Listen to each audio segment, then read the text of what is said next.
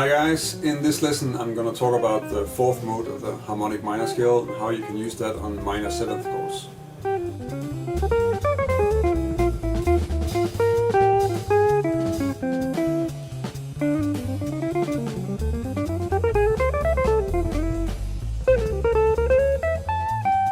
When you're improvising in minor situations like a minor blues or another piece with a lot of minor chords happening for longer periods of time, you might want to have the ability to change the sound a bit in later choruses. So the first chorus you might stay with a sound that's really there, whether that's Dorian or melodic minor or something like that, and then later you'll start mixing it up. This is what you'll find if you start checking out Coltrane or Cortiner playing on minor pieces, that they'll start changing the scales along the way and get other sounds to make each chorus sound different and just to have the impression that something is happening along the solo.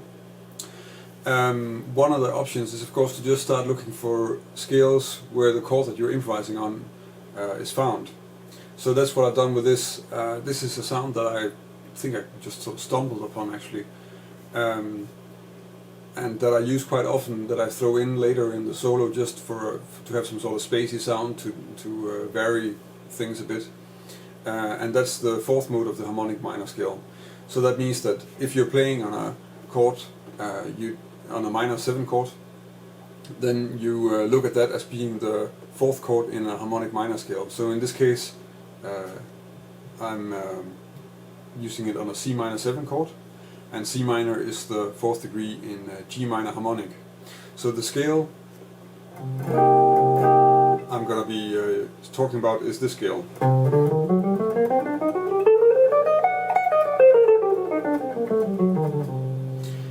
Which we probably use a lot on a D7, at least I do, or sometimes also on a G minor major kind of sound.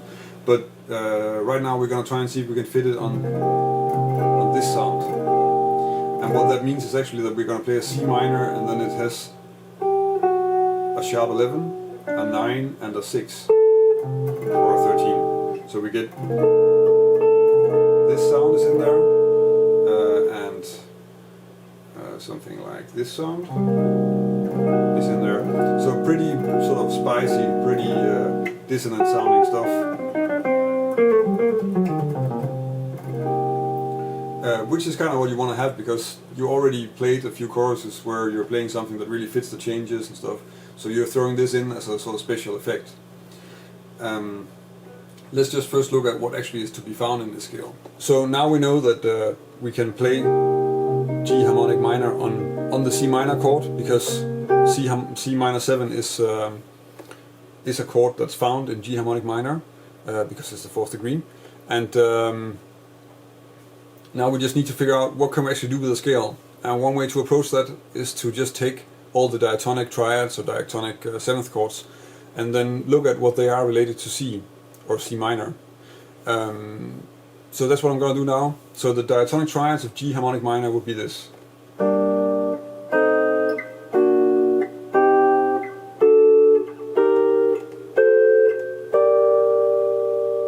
So, okay, what do we have? So G minor. G minor is not really going to give us too much new because it's the fifth. I'm just relating the notes to C minor, so that's the fifth, the seventh and the 9. So it's pretty much staying with a normal C minor 7 sound. Already on the next chord, the A diminished triad, you get basically you get a C minor 6 sound. And then of course if you're playing it on top of C minor 7, it gives you sort of a C minor 13 sound. So it's like a C minor 6 or C minor 13. But again, if you're already playing Dorian or melodic minor, you're not really getting anything new here. The next triad is a B augmented triad, and now we start to get somewhere with it, I think, because we get the 7, the 9 and the sharp 11.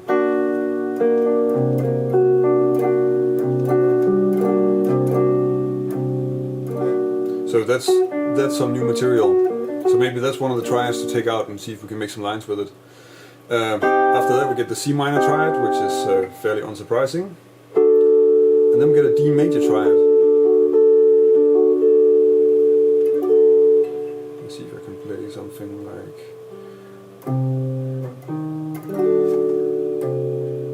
this kind of sound. So that's the sound of the D minor over the C minor. And here we have the 13 or 6, sharp 11 and a 9.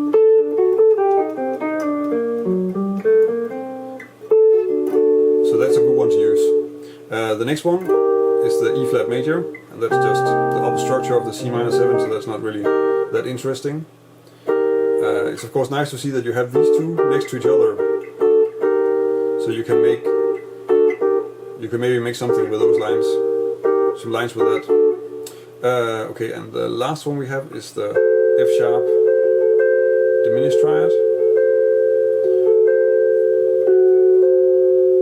where we get the sharp 11, 13 and 6, and then the root. So that could work quite well too. So when I'm studying a new sound like this and trying to get that into my ears and into my system, I find it really useful to have a way of playing the chords so that I can hear how it's going to sound if I add them while I'm comping to a situation. So if I'm working on using this on a minor blues, I'll play a chorus of a minor blues where I start using chords that reflect this kind of sound while comping. Just to get, because somehow that is a very strong way to sort of get, for me anyway, to get the sound of the scale. And also it's in the musical context where I want to use it. As I just showed you, this voicing, which is like an E flat major 7 sharp 9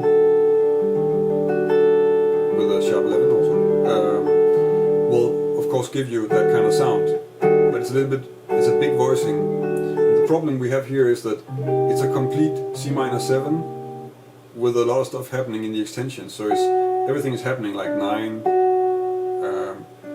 9, sharp 11 and 13. And we need to play certain notes from the C minor, because otherwise you can't really hear what's going on. They really have to sound like extensions. If I don't play the G and just the sharp 11, then it just sounds like a half diminished chord, and that's not that strong. So that's not what I'm going to try to do. So we need to find voicings for that. And since they're like this heavy, I chose to mostly do this by playing a sort of C pedal point, and then use different voicings. And I just mentioned that you have the E flat and the D triad next to each other. So something like that works really well. Like.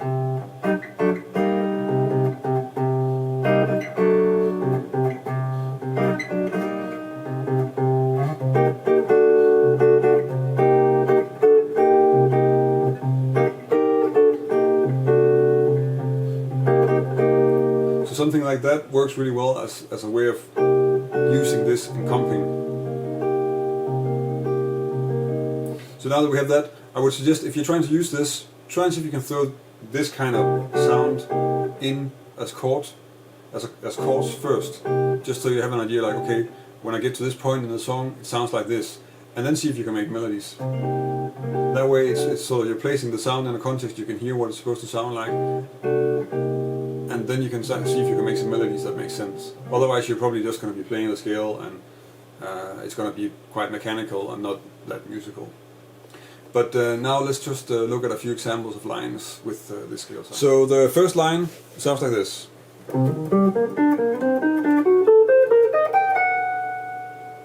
So I'm ending it really on the sharp 11 because I find that to be the most sort of interesting note in the sound.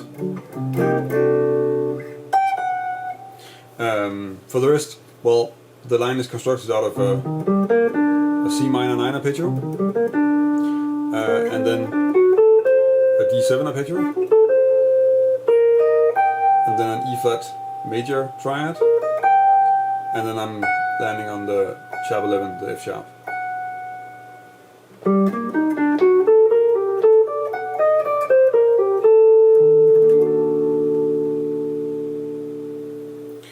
So here I'm using the triad pair really a lot. So first inversion E flat minor, E flat major triad, then root position D major triad, and then you could look at the next part as being part of this triad, so the E flat again, but anyway these two notes, and then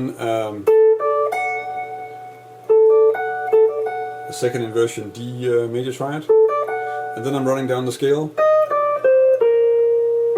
before I end on the 13. And here's the chord under it. The third example sounds like this.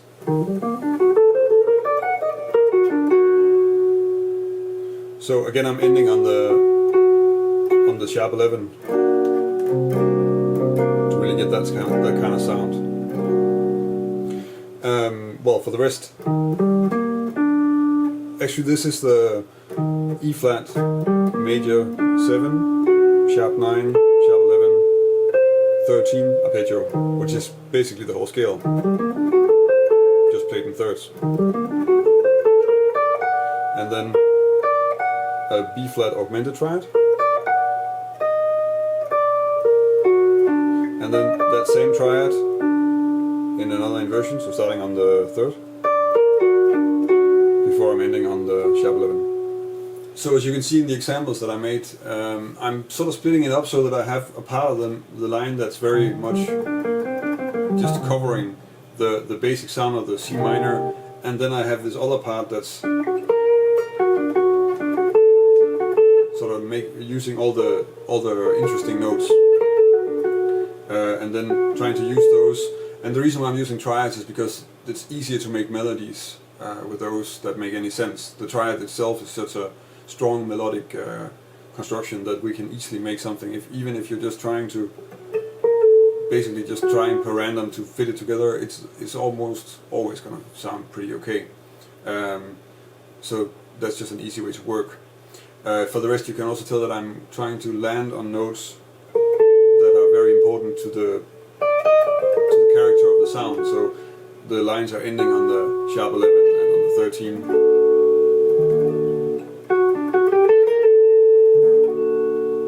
Just to really sort of nail the sound and really emphasize that we're playing something that has these extensions. Okay, so I hope you can use this in making your own lines. If you liked this video, then feel free to like it here on YouTube, and of course you can also subscribe to my channel. I'm making a new lesson every week. If you want a PDF of the examples that I went over here, you can go to my website, and there you can download a PDF. You can also subscribe to my newsletter, then you'll get an email when I make a new lesson. Or if something else is happening, like new scale charts or similar things. If you have any questions or suggestions for topics or other comments, then feel free to connect with me on Twitter or Google Plus or Instagram or any of the other social media networks where I'm busy, and let me know there. It's always nice to hear what you guys think, and it's very nice to also get some feedback on things you guys want to hear, so please let me know. And that's about it. Thank you for watching, and until next week.